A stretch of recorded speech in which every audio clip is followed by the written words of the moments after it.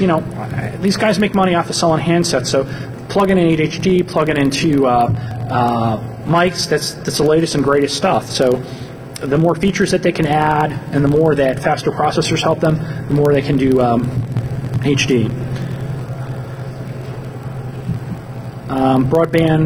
Broadband, the most interesting part about talking about broadband is that Verizon, it basically is going to boil down to Verizon versus AT&T, who blinks first.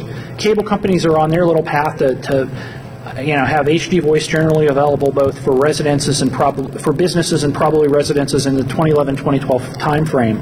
And the general consensus is that once one large carrier like a Comcast or Time Warner does it, everybody else is going to have it because they have to be like the Joneses. Okay, so for more HD voice information, you can visit the website, find the presentation on there on WWHD Voice News, and there's some other resources as well floating around. But contact me. But anybody got any questions?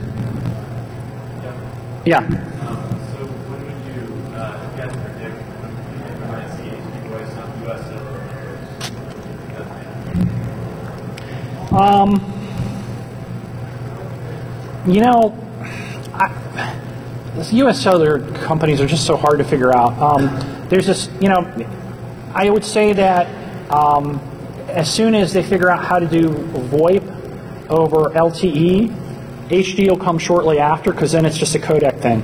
You know, there's all this gnashing about Volga, you know, doing voice over LTE, and you know, they just established those standards.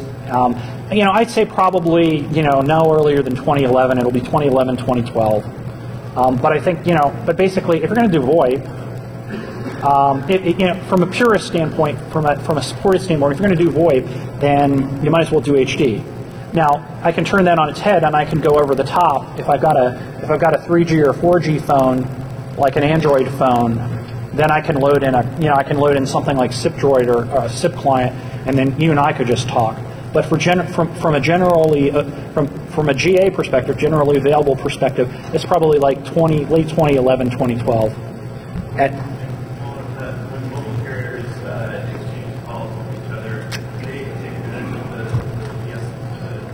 for that, or are they separate? I was just wondering how like one cell provider like AT&T that you're not going to have events like you're going over distance. Well, you know, everybody wants to move to do SIP peering. Well, it's complicated. The cable industry in general is starting to move to more federated model and using all SIP. You know, right now they just exchange calls and they do settlements. You know, but more and more, but that gets to be more and more problematic because everybody's got a flat rate plan these days, unless you know, unless you're doing on a prepay basis. So, other questions? No? Well, have a good one. I'm getting off the stage. Thank you very much.